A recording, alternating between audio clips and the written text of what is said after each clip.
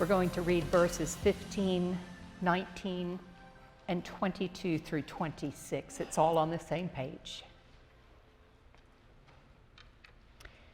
My son, if your heart is wise, my heart too will be glad. Verse 19, hear, my son, and be wise, and direct your heart in the way. Listen to your father who gave you life, and do not despise your mother when she is old. Buy truth and do not sell it. Buy wisdom, instruction, and understanding. The father of the righteous will greatly rejoice. He who fathers a wise son will be glad in him. Let your father and mother be glad. Let her who bore you rejoice. My son, give me your heart, and let your eyes observe my ways. This is the word of the Lord.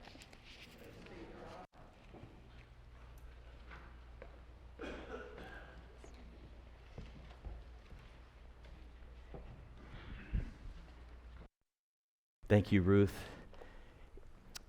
If you are new to Christianity, or maybe you're a young adult and you're considering the faith of your parents for the first time, you're college age or just out in the workforce, and you're testing the claims of Christianity.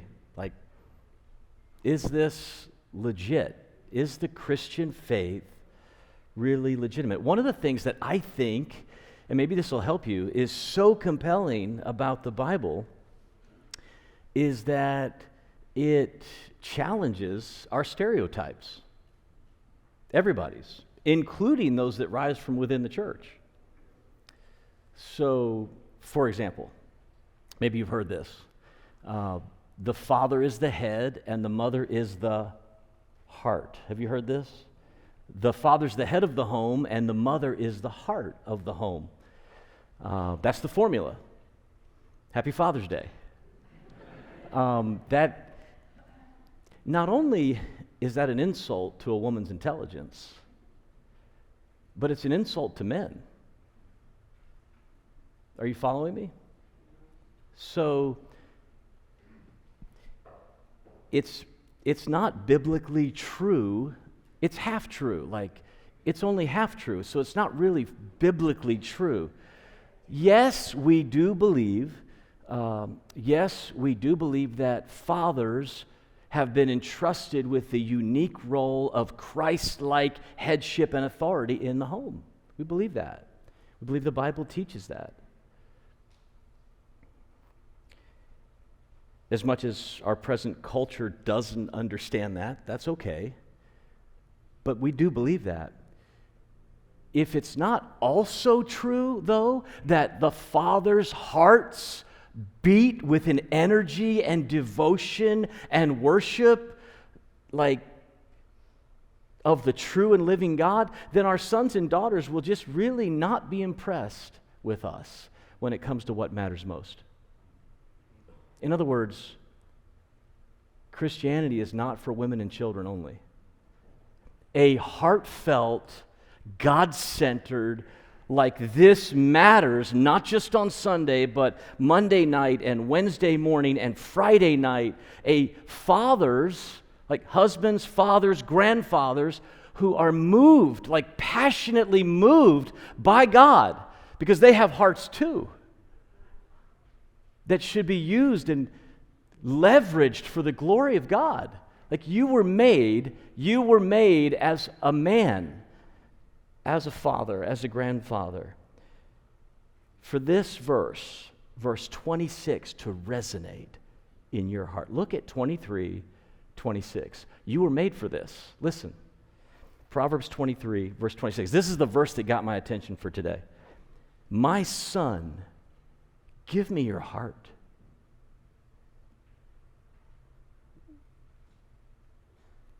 I went immediately to Adam and Hillary Earp, who just had the latest addition to the church family, Micah Luke. Precious little, how many days are we? Less than a week and a half in. handsome little man cub. Like, I just was thinking of Adam holding him and being overwhelmed by God's greatness. This happens to you when you have a child. And you're standing there yourself as a son of the Father, and God's greatness overwhelms you. And His gift of life overwhelms you. And you feel this amazing sense of responsibility, and you want to say something like, my son, like, give me your heart. And you pray for him. And you pray that one day he would give his heart where? To the Lord, to the Father. Long before you could ever say to a newborn child, listen, dads, grandfathers, because you have so much opportunity. Grandfathers, please hear me. You have so much opportunity to speak, to live, to influence for the gospel. Long before you could ever say to a son or a grandson, my son, give me your heart, you would have to do something with your own heart. You'd have to know something about your own heart. So I want to introduce you just for a couple minutes to the biblical concept of the heart in Proverbs, and then I want to draw some stuff out of chapter 23. So the Bible talks a lot about the heart, and especially in Proverbs. So it's true of the whole Bible. It's especially true in Proverbs. So if you'll stay in chapter 23 with me, just a couple of highlights to try to just see the importance of heart in the Scriptures. Look at verse 12. This is a father saying to his son, apply your heart to instruction. Verse 15, do you see it there? Circle it if you're noting these with me. My son, if your heart is wise. Or verse 17, let not your heart envy the life of a sinner.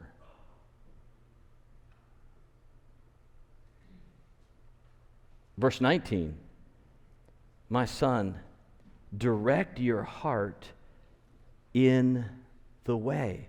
So when the Bible uses heart language, let's just hit that for a moment, okay? When the Bible uses heart language, it almost always doesn't mean the organ inside of your chest pumping and circulating blood. Hundreds of times, it means something other than your physical organ. It means who you are in the most important sense of who you are, the essence of your personality. Like hundreds of times. I don't know how many, but I stopped counting this week as I was sorting through them. So the word heart is often used, most often used, to describe your mind, your intellect, your memory, your emotions, your desires and affections. That's very frequent. What you long for, desire, affections, and also your will. Your heart is tightly bound to the activation of your will, even if you make a distinction between the two. So your heart is what motivates you, it's what moves you, it's like an engine that drives you, it's like an operating system that runs all of your apps, it's like a communication system that connects you to other people. The heart is the way the Bible refers to the complexity of your personality. Like everything that's not bodily, like the immaterial you, the part you can't see, the heart is the word that captures all of that in one complex of things. Your heart thinks, it feels, it remembers, it desires. Again, it even activates the will. Jesus famously said, out of the heart come all sorts of bad things, evil thoughts, murder, adultery, sexual immorality, stealing, lying, slander. He also famously said, you can sum up the whole Bible with one commandment. You should what? Love the Lord your God with all of your heart and soul and mind. There it is again. All three of those words describing the same thing. All of who you are, the complex essence of your personality. So before you could ever say, as a father or a grandfather, my son, give me your heart. You would want to give your own heart to your Heavenly Father, to God the Father Almighty, the one from whom every earthly father is named and finds his purpose. That's a mind-blowing verse. We're not doing that today, but you should go back to Ephesians 3:15, which says that every father on the planet feels some sort of reverberation of the Father Almighty, believer or unbeliever. This father must have had an experience like that, or else why does he say what he does in verse 19? So still in chapter 23, look at verse 19. Look at what has happened to this father kind of behind the scenes so that he can say in Proverbs 23, verse 19, "Hear, listen, my son, be wise, direct your heart in the way." What is he saying? Direct your heart in the way of God. Direct your heart in the wisdom, toward the wisdom of God, toward the way of God, toward the things of God, toward a God-centeredness in your life. This must have happened to him. He's giving something to he's saying, direct your heart toward God. Not this is the way, right? This is not a Star Wars reference, okay? But this is the way, right? The way of God is what he's saying to him. So he must personally have experienced his own heart's return to God. So, in other words, here's what I think is happening. Wisdom brought this earthly father, wisdom brought his heart back to God. That's what he's personally discovered. That's why he wants to direct his own sons and daughters back to the Lord. So he appeals to them in three ways. Let me give you three ways that he appeals to his own son and by implication his daughter and his family. Give me your heart would mean three things. Number one, it would mean listen for wisdom. Verse 22. So drop down to verse 22. This is the first one. Listen for wisdom.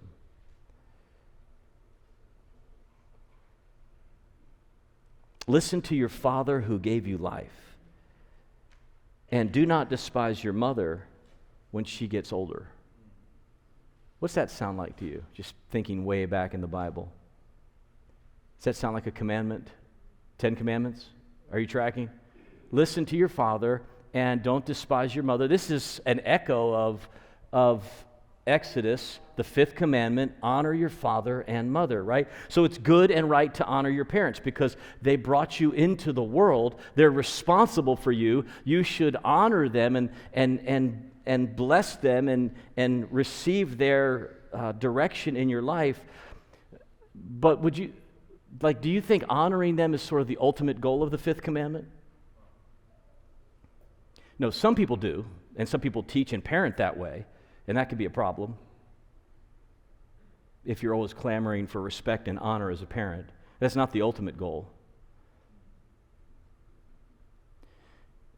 The commandment says, honor your father and mother for, this is so good, so that your days may be long in the land that the Lord your God is giving you. In other words, honor your father and mother is part of the covenant promise of God who's making a people for himself. Which means honor your father and mother is not just obey me because I said so. It's because God's doing something among his people. And our house, our little family, is part of God's people. And so honor your father and mother becomes training, listen, toward a God-centered life. A life about the covenant, a life about the promise, a life about who God is. So as you honor their place, listen, if you're under age 18, well, really, I guess at any age, you should continue to honor your parents, right? So if you have parents, how about that? If you have a parent, raise your hand. Okay. When you honor your parents, you're training yourself, no matter what age you are, in an act of delight and worship and blessing. You're embracing the authority of God, even more so than your parents. It's a beautiful thought that honoring your parents is training for worship, for a God-centered life. You should at some point discover that you're operating on a higher plane. I'm honoring my parents, but I'm operating on a much higher plane, right? And that's where the wisdom dropped to verse 23. So listen to your father who gave you life. Is not this guy clamoring for obedience from his children. No, listen to your father who gave you life, and don't despise your mother. By truth, look at verse 23 that's tied directly to it. This is where the wisdom is coming from. The wisdom is not coming from the parents. It's coming from God himself. By truth, by God's truth, don't sell it. By wisdom and instruction and understanding. It's a really cool family metaphor, family inheritance metaphor. You should keep acquiring. Son, as you go through life, I want you to acquire wisdom and instruction and knowledge and truth. I want you to keep acquiring it. When are we going to sell it, Dad? We're going to cash out? We're going to be rich, aren't we? Our family's going to be wealthy. Don't sell this. Don't sell this. Buy it, keep it, and hand it down to your grandsons. That's what he's doing. This is not their wisdom. This is not the amazing wisdom of the Father. So listen to your Father who gave you life. Go back to verse 22. Listen to your Father who gave you life is not some religious version of, boy, I brought you into this world, and I can dang sure take you out of it. You heard? Anybody ever said that? What? What are you talking about? Are you kidding me? That's not how you could, Christian dads don't talk that way. Or do they? No, that impulse that you felt, though, there's something there. So, who gives life? Who stewards life? Who's responsible for life? This is not be careful if the wisdom you're giving your kids is all of your wisdom. Because it's probably not that good. Now, you can teach them all sorts of basic stuff about life. And you should. You should teach your sons and daughters how to change oil and change tires and mow yards and, right? You should teach them stuff. But if that's as far as it goes, give them the wisdom of God. Couple of examples from the same chapter. Verse 23, in all of your buying, in all of your acquisition, in the new economy of a God-centered life, get wisdom and don't sell it. So, chapter 23, verse 2, control your appetites. I want to teach you something. Control your appetites. Live with simplicity. Verse 4. Drop to verse 4. Live with simplicity. Go down to verses 8 and 9. Son, measure your words. Be careful when you talk. Go to verse 10. Care for the fatherless. Find someone in your neighborhood who doesn't have an earthly father anymore. You say, well, that would be hard for me to do. Well, figure it out. You are creative, intelligent dads. Figure out how to find someone that you can care for. We are living in fatherless America. Dave Blankenhorn published a book in 96 about fatherless America. It has only gotten worse. Care for the fatherless. Verse 13, discipline your own children one day. Verses 20 and 21, don't be a drunkard and don't be a glutton. We love to preach against alcohol. We don't preach much about eating way too much. Don't be a drunkard or a glutton, he says. Verse 21. And then in 27 and 28, he says, beware of prostitutes. A prostitute will take more than your money. So get wisdom. He's you just stay in 23. Just stay in Proverbs 23. And you have plenty to start teaching your family and your children about how to walk in wisdom. Get wisdom. Don't sell it. Let it appreciate in value before you ever think of selling it. And then keep it. in the family, hand it down. So number 1, listen for wisdom. Number 2, hunger for righteousness. This is in verses 24 and 25. Drop down and look at this with me. Listen, and then hunger. I'm saying that because verse 24 says, the Father of the righteous, you see this? The Father of the righteous will be glad. He'll greatly rejoice. Something's happened to his children as they've grown and matured. They have a deep and profound appreciation for righteousness. And that brings gladness to his heart. Righteousness and wisdom in 24 are used interchangeably there. So the father of the righteous will greatly rejoice. He who fathers a wise son, notice that. So really righteous and wise are used in sort of a parallel synonyms there. So hunger for both righteousness and wisdom. Nothing has made this dad happier himself. So again, he's giving them something he's discovered. He's working out of something he's discovered. And maybe he didn't live his whole life like that. Maybe it took him a few years to realize he was happier when he was holy and less happy when he was doing his own thing. Wise in his own eyes. So he says, man, if I could somehow help you when you were 13, 14, 17, discover some things that it took me until I was 35, 45, 55. If I could help you know, blessed are those who hunger and thirst for righteousness. They will be deeply satisfied. Like if I could give that to you, man, I would. Oh, if I could give that to you, I would give that to you. Isn't that the ultimate goal of parenting? Now you think about your goal. Think about your goals as a father. What is your ultimate goal in parenting?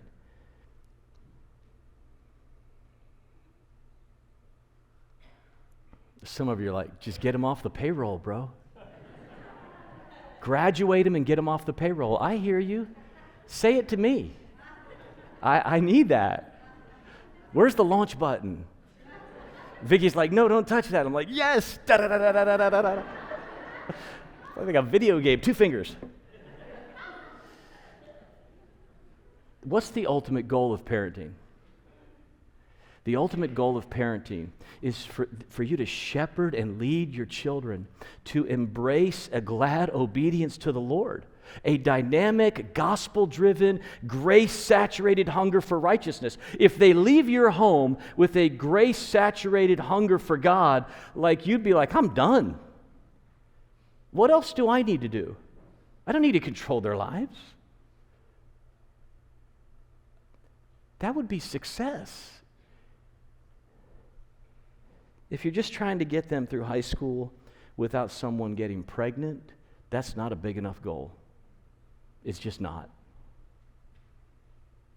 Give them something more.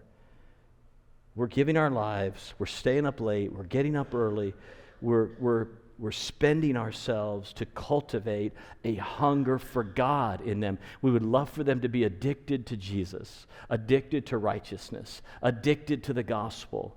That's what we want for them. Hunger for righteousness. And then here's the third thing he says. He says, and this is pretty sobering. This last one, it's in, what verse is it in? Verse 26? Hit me. Thank you. I needed some help. Thank you, Joshua. This is sobering. Embrace my way of life. Like, verse 26, observe my ways, watch my walk. That's very sobering. I think this father has realized they're already watching. And they have an incredible radar. We've talked about this before. They have an incredible sensitivity to religious hypocrisy. So they know when it's real and when it's not real. He's already crossed that bridge, and he's moving past that, and he's saying, he's walking in the ways, he's giving himself more fully, and he's saying, like watch me, test me. Maybe he's even saying, help me. Continue to walk faithfully as you watch me. That happens, right? Embrace my way of life. This is not the same thing as saying, believe what your parents believe. This is the right thing to do. Believe what That's not what he's saying. He's saying, watch me. Test me. Try this. I think ultimately, and we can close with this thought. I think ultimately, here's what he's saying. I have a heavenly Father who loves me more than I ever could have dreamed of. I've met him. I've met the Lord your God. I've met the God of Abraham, Isaac, and Jacob. I know him, and I walk with him. I've given my heart to him. I'm never happier than when I'm walking with him. Now, if you will give me, son, give me your heart. If you'll give me your heart long enough to let me help you train your heart toward him, then I'm not going to cling to it. I'm not going to possess it. I'm just going to help you give your heart to the Lord God Almighty. That's my job as a dad. That's my job as a parent. That's a parent's job. Not to control you, not to fix you, not to make a list of 100 things, but really to say, my son, my daughter, give me your heart. You can trust me with your heart. He's not just saying you can trust me with your heart. He's saying that. He's saying a little bit more. I think he's saying a little bit more than trust me. I think he's saying, let's take your heart and let's give it to God together.